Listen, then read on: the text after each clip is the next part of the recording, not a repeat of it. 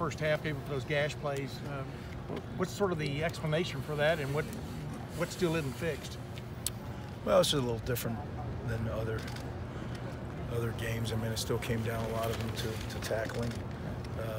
But they did a very good job with their scheme. And as I said earlier in the week, they put you in a position where you're going to have to make one-on-one tackles, and sometimes in space.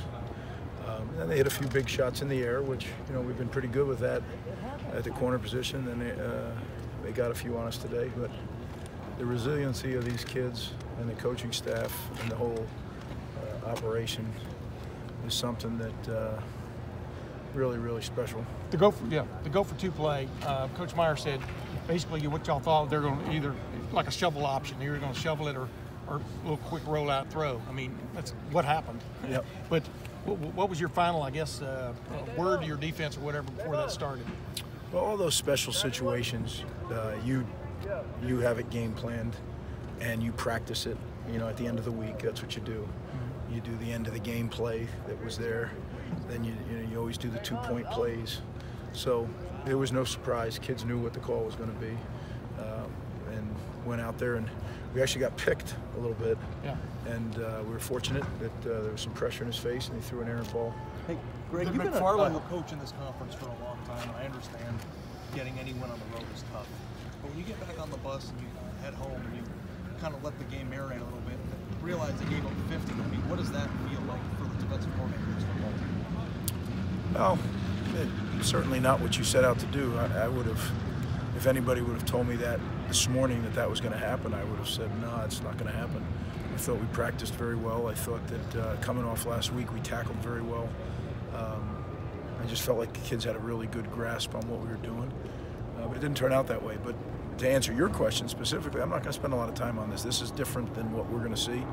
And when I get on that bus, I'm going to start looking at Team Up North. And we got 6 days to get ready for what we've been able to and they've been able to make, you know, one of the biggest games in college football this year. So looking forward to being part of that, and can't wait to start doing it. Your team is for that game, considering what they've become? You know, every week is its own entity.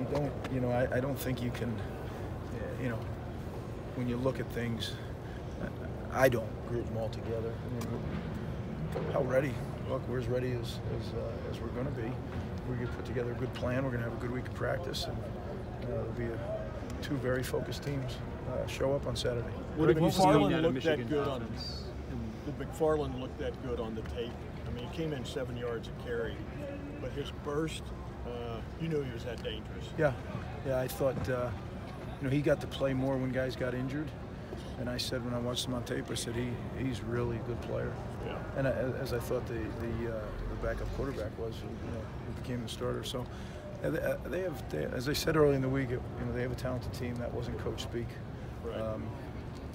We gave up some plays that, you know, normally I don't think we would give them up, but we did. So the thing that I take away from it is a bunch of guys that just kept swinging, believed in each other in all three phases. Some very unfortunate things. You know, you stop them 7 plays in the goal line, they fumble forward and get a touchdown. I mean, but those things happen. You know, that's why you play the game. But there was plenty of opportunities for this football team and the defense specifically to just say, it's not our day. Right. Greg. And they didn't do that, and that gives us a chance. On those big plays, Greg, were they doing something to cause confusion? Those runs in the first half. No, I mean their whole scheme is to create confusion. But you know, if you watch it, there's people there. So I mean, there's a couple plays where we ran a couple blitzes, but not the ones that sting out in your head. And then the pass plays are one-on-one plays. And you know, can you play the coverages different? Can you play different coverages? Sure, you can. At the end of the day, it doesn't matter the why. It's all falls on me and falls on our coaching staff, because we have to get them ready to execute the techniques within the scheme that we employ for that week.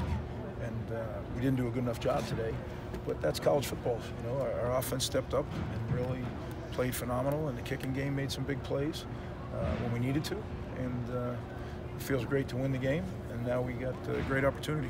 What have you seen after 11 games, though? I can't imagine you're happy. Well, that'll be the last one.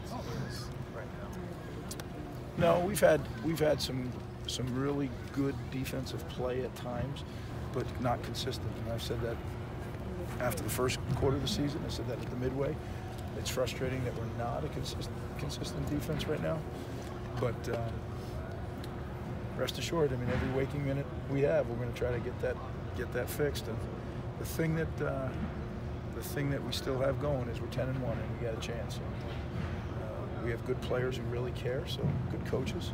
Just got to keep putting it together and go out next week and find a way. What sticks out about Thank you, this guys. offense?